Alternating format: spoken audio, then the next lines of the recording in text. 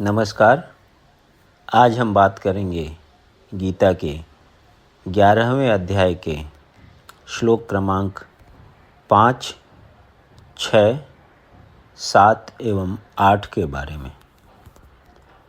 श्री भगवान उवाच पश्य मे पार्थ रूपाणि शतशोऽथ सहस्रशः नानाविधानि दिव्यानि नानावर्णाकृतीनि च।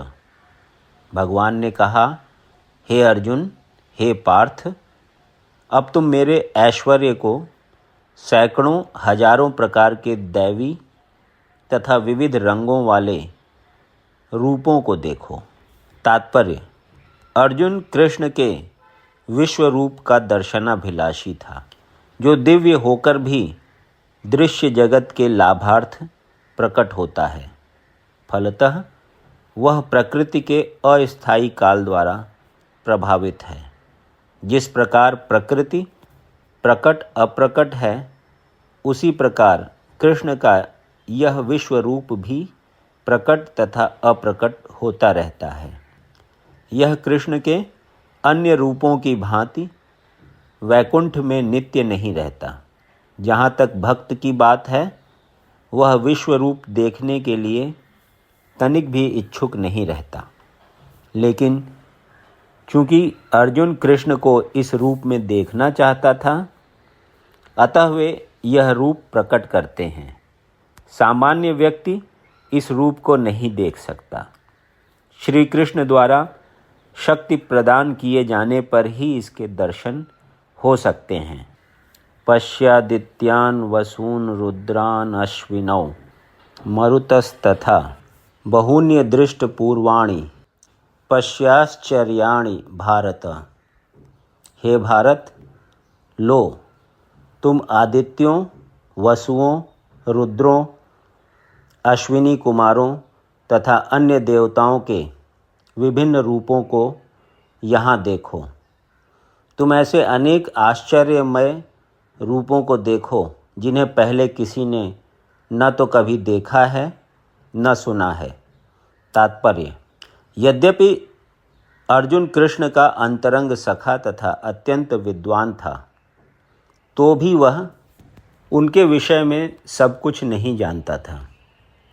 यहाँ पर यह कहा गया है कि इन समस्त रूपों को न तो मनुष्यों ने इसके पूर्व देखा है न सुना है। अब कृष्ण इन आश्चर्यमय रूपों को प्रकट कर रहे हैं। इह कस्थम जगत्कृत्सनम पश्याद्य सचराचरम मम देहे गुडाकेश यच्चान्यद द्रष्टुमिच्छसि। हे अर्जुन, तुम जो भी देखना चाहो उसे तत्क्षण मेरे इस शरीर में देखो। तुम इस समय तथा भविष्य में भी जो देखना चाहते हो, उसको यह विश्व रूप दिखाने वाला है। यहाँ एक ही स्थान पर चर अचर सब कुछ है।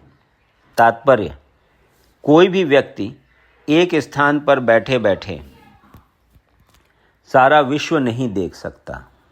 यहाँ तक कि बड़े से बड़ा वैज्ञानिक भी यह नहीं देख सकता कि ब्रह्मांड के अन्य भागों में क्या हो रहा है। किंतु अर्जुन जैसा भक्त यह देख सकता है कि सारी वस्तुएं जगत में कहाँ कहाँ स्थित हैं। कृष्ण उसे शक्ति प्रदान करते हैं, जिससे वह भूत, वर्तमान तथा भविष्य जो कुछ देखना चाहे देख सकता है।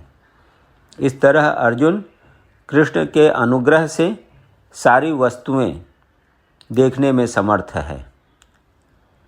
न तु माम शक्यसे द्रष्टुमनेनैव स्वचक्षुषा दिव्यं ददामि ते चक्षुः पश्य मे योगमैश्वरम।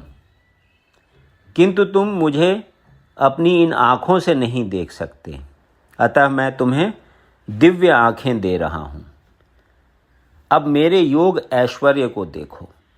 तात्पर्य: शुद्ध भक्त कृष्ण को उनके दो भुजी रूप के अतिरिक्त अन्य किसी भी रूप में देखने की इच्छा नहीं करता। भक्त को भगवत कृपा से ही उनके विराट रूप का दर्शन दिव्य चक्षुओं से करना होता है, न कि मन से। कृष्ण के विराट रूप का दर्शन करने के लिए अर्जुन से कहा जाता है कि वह अपने मन को नहीं अपितु दृष्टि को बदले। कृष्ण का यह विराट रूप कोई महत्वपूर्ण नहीं है, यह बाद के श्लोकों से पता चल जाएगा।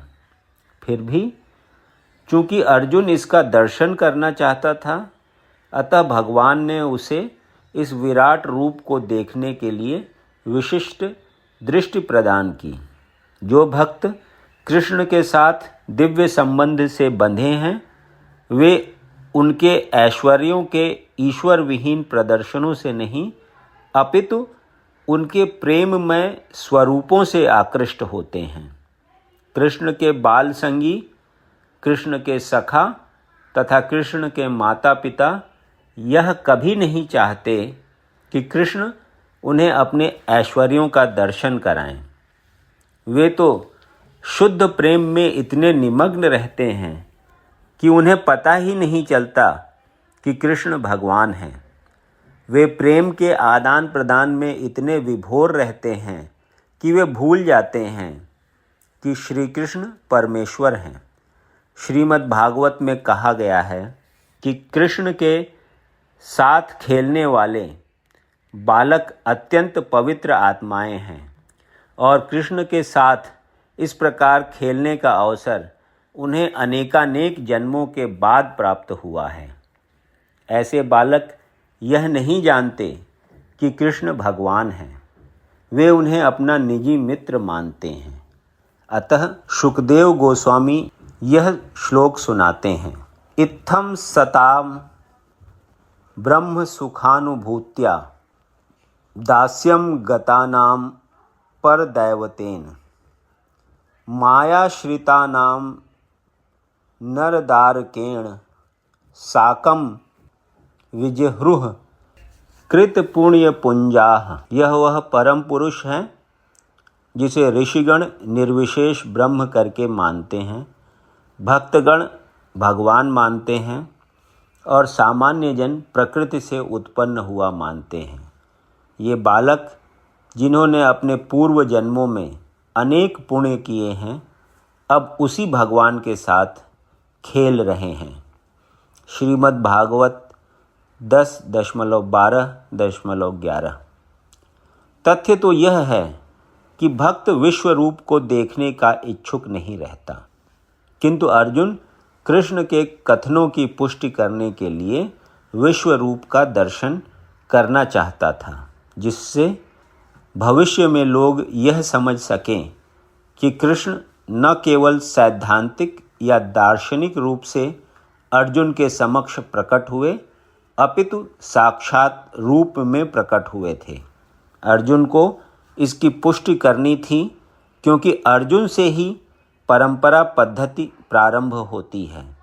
जो लोग वास्तव में भगवान को समझना चाहते हैं और अर्जुन के पद चिन्हों का अनुसरण करना चाहते हैं, उन्हें यह जान लेना चाहिए कि कृष्ण न केवल सैद्धांतिक रूप में अपितु वास्तव में अर्जुन के समक्ष परमेश्वर के रूप में प्रकट हुए।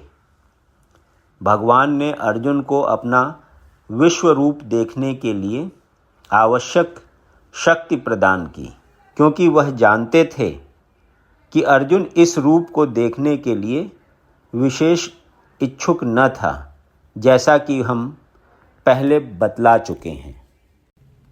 यदि आपको ये वीडियो पसंद आया तो इसे लाइक करें और ऐसे ही अन्य वीडियोज़ को सुनने के लिए इस चैनल को सब्सक्राइब करें। धन्यवाद।